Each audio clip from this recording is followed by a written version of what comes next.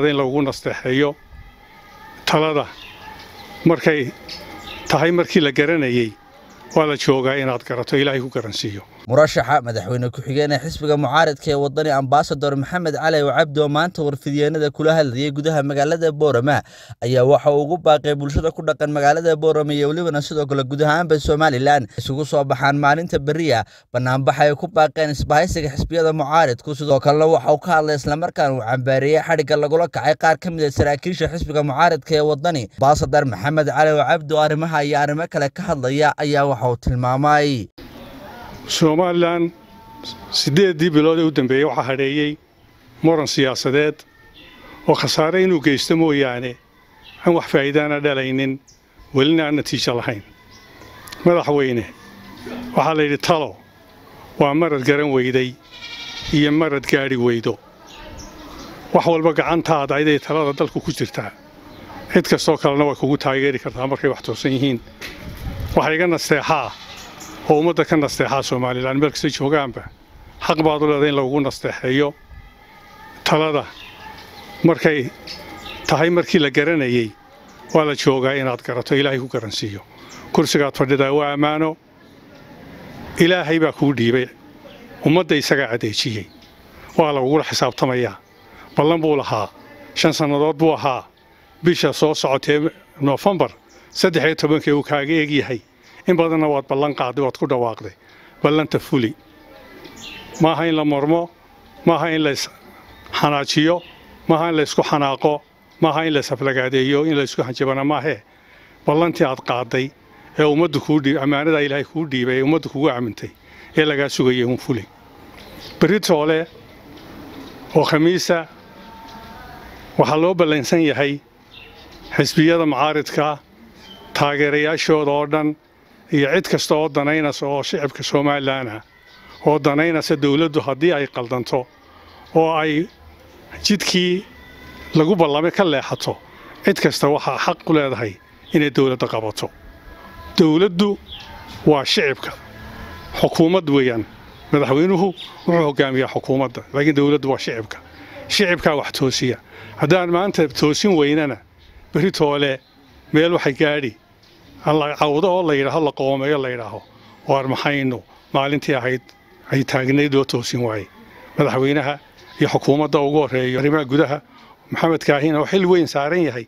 oo ah waliba taariikhda hore ninkii saddexaad ee sanadee wadanka baxay ahaa wasiir talada madaxweynaha tu fiicanna ku tali isna si fiican la tali taageerayaasha xisbiyada mucaaradka mudaharaadka bari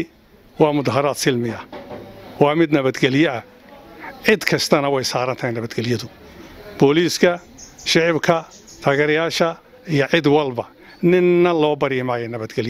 nabadgelyada inaga ku noole iyadoo inaguma noola talada ku noole iyadoo kuguma noola waa mudaharaad silmiya waa la baxayaa ummadda Somaliland shacabka taageerayaasha xisbiyada mucaaradka iyo cid kale danaynaysaba bari soo soo diyaar garoobaan mudaharaadka dawladda waxaan sheegay iyo booliiska iyo taliyaha booliiska iyo meel kastaba waa nabadgelyada waan ka wada shaqeynanaa booliiska waan kala shaqeynanaa waa booliisku waxa weeyaan saaxiibadii shacabka waa walaalaheen shacabka ayaan laga biqino anjabadaha qaarkeed ayaan la dhageysanin booliisoo ha dhageysanina waxa la sheegay meelaha socda cid kasta waa in nabadgelyada ka qayb qaadataa waanu ilaalinanaa nabadgelyada waanu dhowranaa waxaanu taageerayaasha u sheeganaa cid kasta oo tuhuntaan inay nabadgelyada ay carqalad gelin karto waa in la qabtaa taageerayaasha xisbiyada mucaaradka ee gobolka Awdal waxaanu u sheegaynaa oo ku baraarujinaynaa in beritoole la isku yimaado 8:00 xarunta xisbiga wadani ee magaalada Boorama halkaasoo lagu kulmi doono lagana dhaqaaqi doono si nabadgelyo loo mari doono wadooyinka aan isla garanno gobernatoraha gudoomiyaha gobolkana iyo dawladda aan isla garanno la mari doono oo aan wax dhibaato jirin wax rabshadiina aanay jirin waxaan rajaynaynaa inuu inoo noqdo mudaharaad silmiya oo nabadgelyo oo aan ku wada dadaalanaa waxaan rajaynaynaa kale in Ilaahay ka dhaliyo midho anfaca dalka iyo dadka dawladduna ay ku toosto oo ay wax ku qaadato shalay iyo daraadba waxa la xirxiray mas-uuliyiin ka tirsan xisbiga waddani waxaa la keenay xabsiga ku yaalla degmada Baki waxa looga soo dhaqaashiyay garanmayno marka haddii la xidho xariga xaqdarradihi bal waxa looga soo kaxiyay magaaladii Hargeysana garan mayno